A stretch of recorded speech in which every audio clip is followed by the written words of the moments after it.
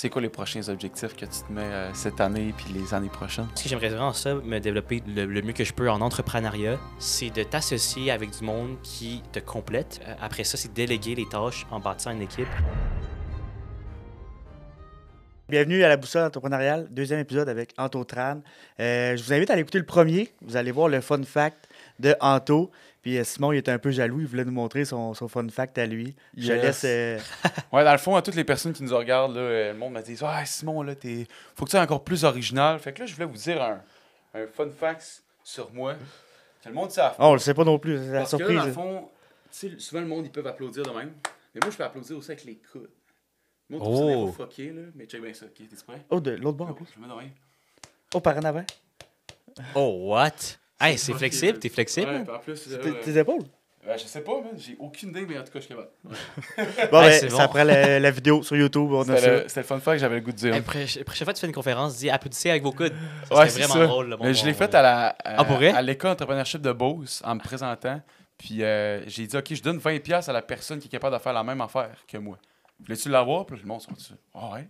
Fait que là, je fais ça. Puis il y a une personne qui a réussi à l'avoir. Fait que j'ai donné 20$. Oh, wow. Aïe, c'est bon. Wow.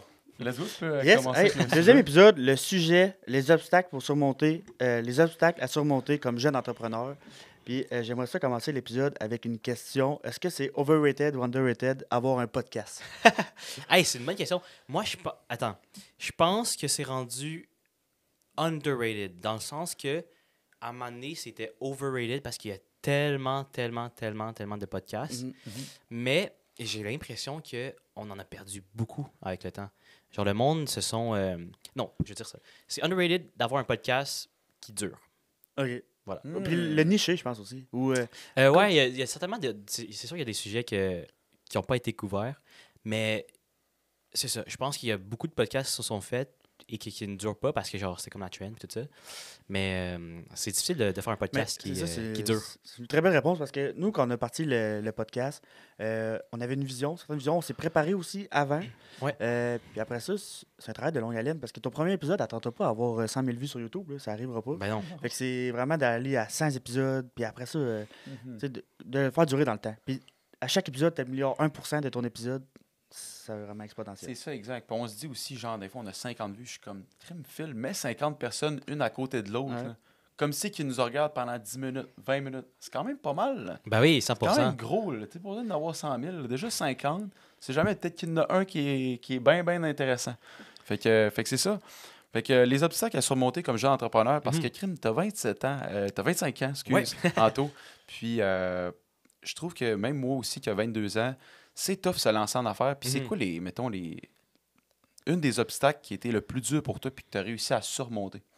Hey, c'est une vraiment bonne question, honnêtement. Je dirais le plus grand obstacle pour moi que j'ai dû à surmonter, c'était probablement la transition de YouTube à TikTok, dans le fond, là, de changer, en fait, de délaisser totalement mon bébé YouTube, que j'ai grandi à plus de 100 000 abonnés, puis de un peu, littéralement, délaisser ça, puis de partir une nouvelle chaîne sur TikTok.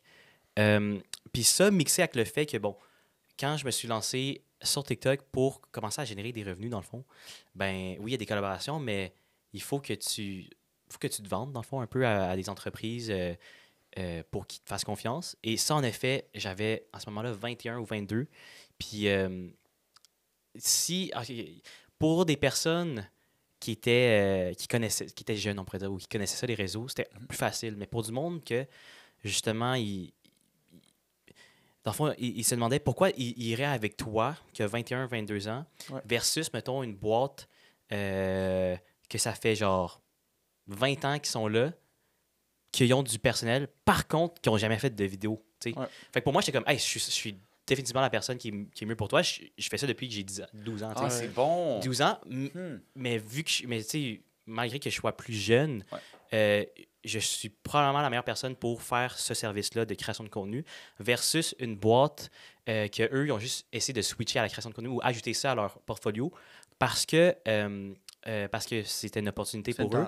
Mais ça fait même pas 6 mois qu'ils font ça, tu sais. Mais par contre, ils sont plus vieux. Ça fait plus C'est longtemps. détourné un avantage. Oui, exactement. Fait que il y avait comme cette dualité-là qui était comme un petit défi quand même là, à surmonter. Mais tu sais, la réponse à ça, c'est de montrer tes résultats, puis de montrer aussi que tu es fiable, simplement. 100%. Puis même moi, je le disais, puis je me suis fait mentorer par Valentin Ellie. Il disait, tu sais, il dit, Simon, t'es jeune, mais le marketing, dis-toi que c'est un univers qui évolue tellement, puis nous, on est nés dans la technologie, tu sais. Fait qu'on a tous les avantages comparés à des personnes qui sont plus vieux, parce que souvent, c'est des personnes qui sont peut-être moins motivées à apprendre des nouvelles choses. Puis dans notre domaine, la création de contenu, le marketing, le copywriting, le SEO, tout ça, c'est toutes des avenues qui évoluent constamment, surtout avec l'intelligence artificielle puis l'automatisation. Puis ben, souvent, ces personnes-là, c'est quand même surprenant, mais on est vite meilleur qu'eux. Ben En oui, tout cas, selon moi, je 100%. pense. Ben, c'est tellement vrai. Tu sais, mettons, une personne en fin de carrière ne va pas se casser la tête à apprendre un nouveau produit, une nouvelle manière de faire. Mm. Par contre, nous, on a juste ça à faire. On a littéralement juste... Ben non, peut-être pas, mais on a juste ça à faire, puis on est bon là-dedans, puis ça nous intéresse. Puis fait que tout Ouais, ça. c'est ça. Fait que c'est très naturel de développer ces différents skills-là pour ben, notre business, finalement. Ouais, je pense de déterminer le fait d'être jeune, on va dire, qu'est-ce que pour toi c'est bon. Comme moi, en immobilier, j'ai commencé à 22 ans. Le monde, il faut qu'ils me fassent confiance pour vendre leur maison quand j'ai 22 ans. Mais c'est de vendre. OK, moi, justement, je suis très bon en marketing. Je vais apporter beaucoup de vues à votre maison.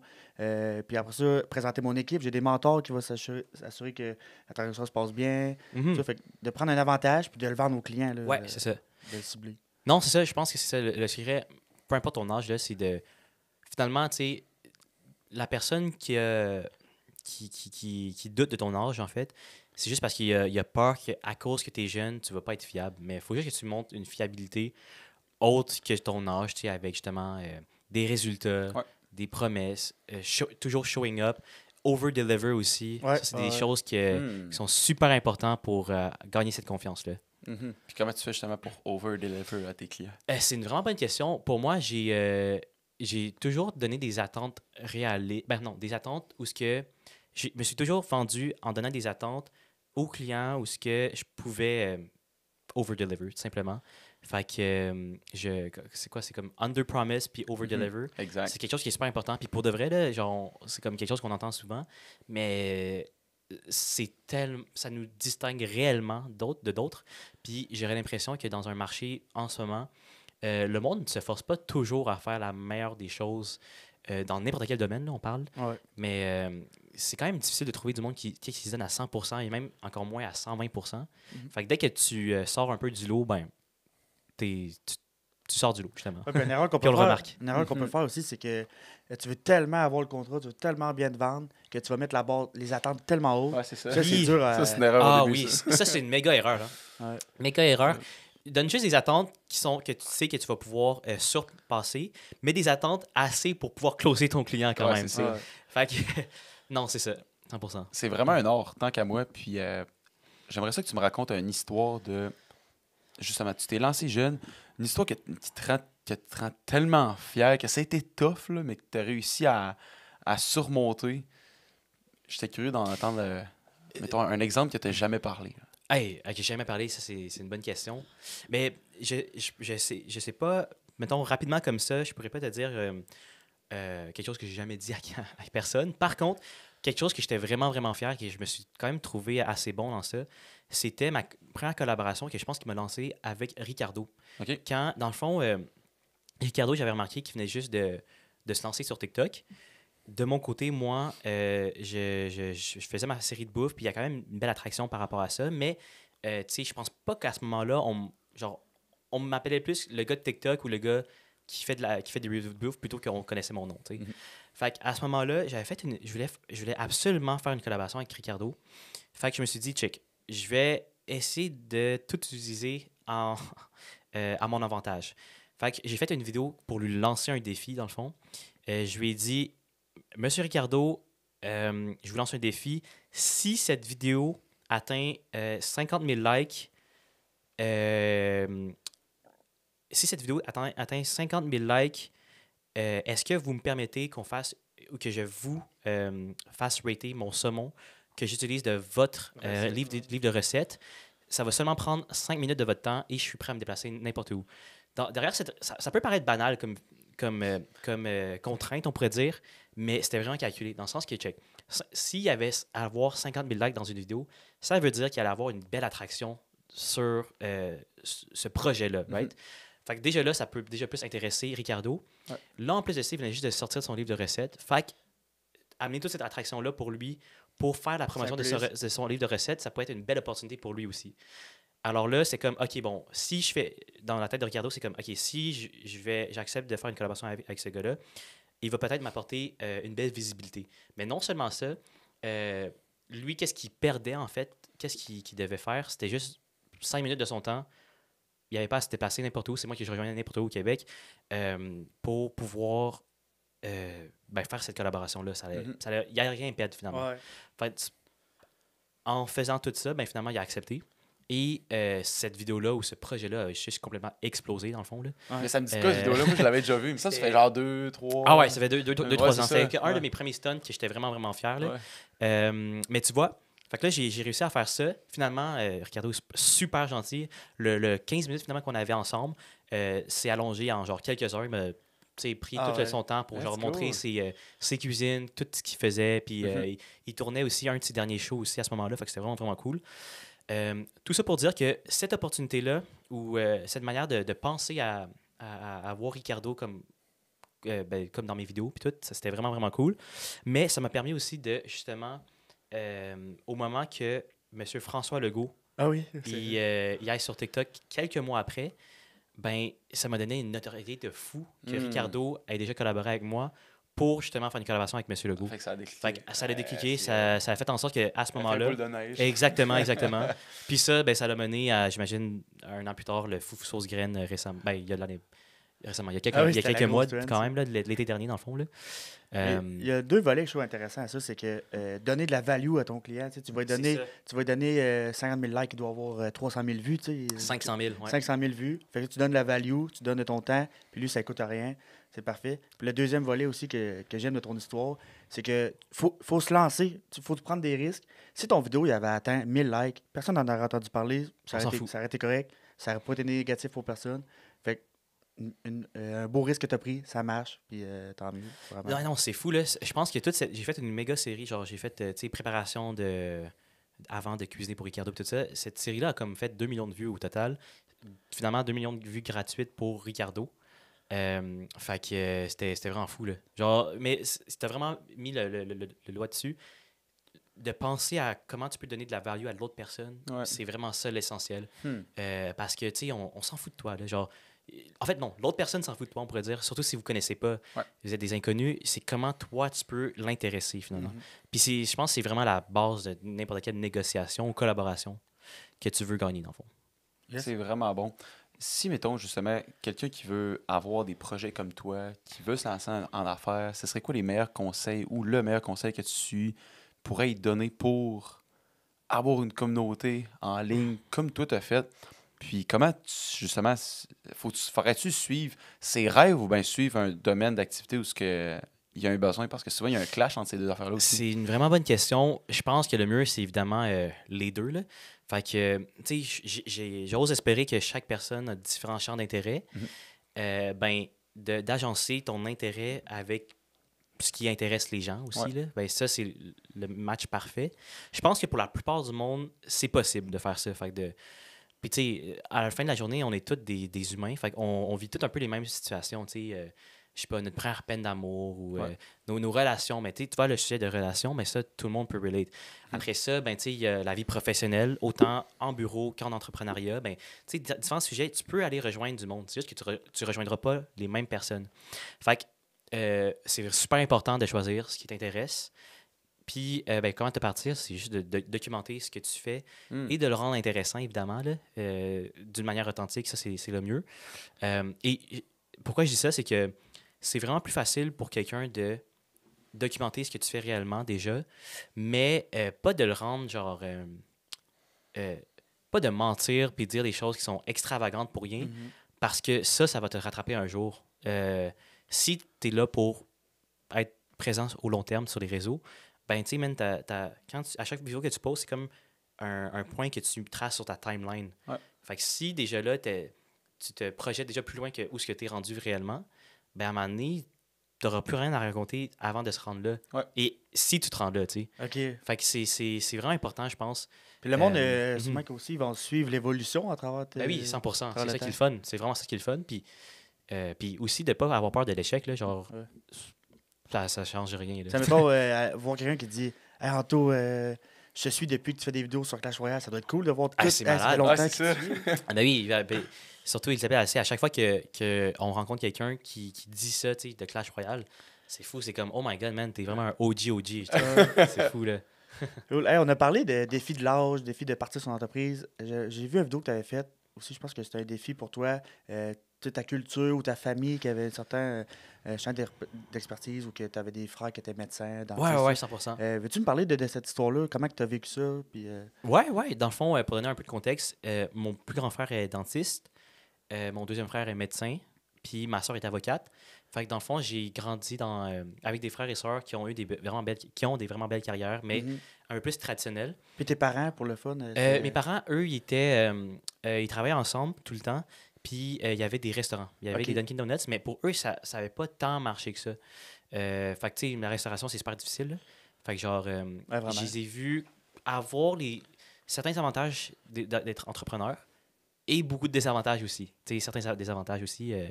Mais, fait que c'est ça. Fait en grandissant comme ça, Puis tes frères sont plus vieux? ouais, Tes ils sont frères et vraiment sœurs? plus vieux. Ils sont considérablement plus vieux. J'ai 12 ans de différence avec ma soeur qui est plus près de moi, puis 19 ans de Ok, différence avec ok, mon quand plus même. grand frère. OK.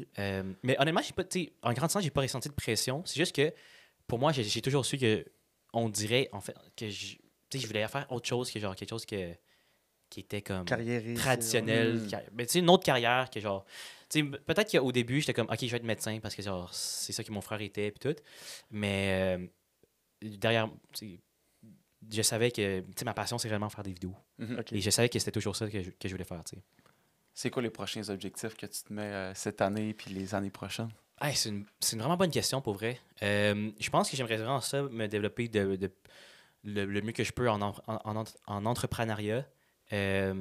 Développer justement, tu sais, qu'est-ce que je trouve nice en ce moment, c'est OK, c'est cool, la création de contenu. J'ai développé tu sais, une belle méthode de faire, une belle communauté, puis tout ça.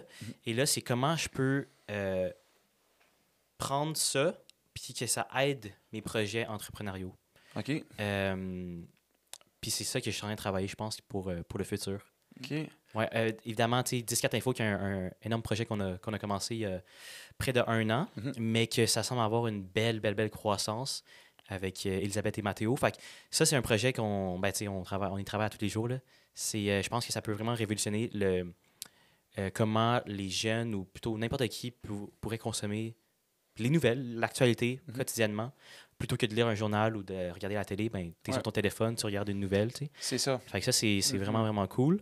Ça, on est super excités, puis on C'est espère ça. que ça va aller le plus loin, puis C'est de vrai. le grandir le plus. C'est vraiment cool parce que tu sais, notre génération, en tout cas, je parle pour moi aussi, on perd un peu les nouvelles. C'est rare que je vais écouter le téléjournal de 18h. Absolument. Mais nos parents sont tous là puis ils l'écoutent. Ouais. Fait que d'apporter ça à une échelle plus de notre génération, c'est sûr que ça va intéresser des gens. C'est le but. C'est vraiment le but, puis on voit une belle effervescence déjà. Fait que Parce que les nouvelles, ça reste Ouais. important quand même dans Ben une oui. société. là. 100%, c'est super important. Puis tu sais, on a souvent l'impression que genre, les jeunes ne sont plus intéressés aux nouvelles. Non, je pense pas. Moi, je pense que c'est les jeunes ne sont pas intéressés. La méthode qu'on utilise Ouais, pour ouais, vraiment. donner les 100% nouvelles. d'accord. Très bon 100% d'accord. point de vue. Ouais. Fait qu'il faut juste trouver la nouvelle méthode pour qui rejoint les jeunes, tu sais. Et donc, ça, c'est 10-4 Info. J'ai le goût de donner mon avis là-dessus, moi. Personnellement, moi, j'écoute pas les nouvelles. Pourquoi? Parce que je trouve que c'est trop négatif. Mais tu vois, ça, c'est vraiment intéressant aussi. Mhm. Puis c'est une réflexion aussi à avoir. Les nouvelles qui sont négatives sont celles qui vont plus pogner aussi. Ok, Mhm. c'est sûr qu'on voit. Exactement. Fait que ça, Mhm. dans un monde où ce que genre il y a un problème ou un enjeu de financement pour les grands médias, ben, tu sais, en tout cas, il y a un incentive pour un média de vouloir aller chercher le plus de visibilité possible. Ouais. Fait que ça, c'est un enjeu. Mais je suis d'accord avec toi. Mais, tu sais, je pense que faut juste aussi chercher à la bonne place. Mettons, ça, c'est des gros headlines, mais sais, quand tu regardes sur Radio-Can, par exemple, il y a toujours une section comme, tu sais, techno, ben ça sera des nouvelles Ouais. techno. Tu auras la section sport, ben ça sera des trucs de sport. Exact. Faut juste chercher à la bonne place, mettons. Mais je suis d'accord que pour toi, tu sais, les grands headlines, c'est souvent des trucs Mm. plutôt négatifs. Ouais. Parce que l'être humain est comme ça. On aime ça cliquer sur les trucs Ben oui. négatifs, tu sais, puis on est curieux, puis tout ça. Fait que- Exact. Je voudrais poser une question parce que souvent, tu parles de tes équipes et tout, puis de tes projets. Ouais. Comment tu as fait pour bâtir une équipe, puis comment tu me suggérerais de grossir mon entreprise, puis de justement travailler avec du monde pour grossir mes projets? C'est une vraiment bonne question. Mettons, je dirais que c'est différent pour tous les projets, dans le fond. Avec le Gala Influence Création puis la créa, ben, on a dans le fond, on a des directeurs pour chaque branche tu sais, directeur marketing, directeur Ouais. des opérations, directeur n'importe quoi. Et eux, ils vont gérer leurs équipes pour mener là, à terme les projets. Mais il va y avoir, tu sais, le DG, qui est mon partner, pour comment ça, diriger ces opérations-là. On a aussi un board du CA avec la créa, un conseil d'administration du CA qui va justement donner la voix pour la créa et tout ça. Fait que ça, c'est une structure. Il y a l'autre structure avec, par exemple, 10-4 Info. C'est que, ben, on est trois seulement, Elisabeth, moi et Mathéo. On a tous des skills différents. Ben, on va chacun C'est gérer... sur vos skills. Ouais. Exactement, gérer les différentes parties. Éventuellement, quand ça va encore plus grossir, ben, nous, on va justement gérer l'équipe qui fait partie de, par exemple, mettons, le contenu journalistique, ben, ça sera Mathéo, tu sais, toute cette direction-là. Puis, du côté d'Elisabeth et moi, par exemple, ben, le côté développement des affaires, ben, on va avoir une équipe qu'on va pouvoir gérer pour nous aider à faire ça, tu sais. Fait que je dirais qu'au début, à la base, c'est de t'associer avec du monde qui te complète. Ouais. Puis à travers ça, dans le temps, ben, si après ça, c'est déléguer les tâches en bâtissant une équipe qui sont un peu plus répétitives, qui sont que dans le fond, ton temps est moins valorisant de faire cette tâche-là, ben, si tu peux la déléguer, tant mieux. Puis de peu à peu, tu crées une équipe avec ça, je pense. Oh, c'est Mais vraiment tu sais, intéressant. il y a vraiment beaucoup de monde qui serait meilleur que moi pour répondre à ces questions-là. Tu sais, comme Ouais. Sébastien Batello, je pense qu'eux, ils sont des Des masterminds. immenses équipes, ouais. Exactement, Ouais. des masterminds pour ce genre d'équipe-là. Évidemment, en restauration, tu n'as pas le choix. Ouais.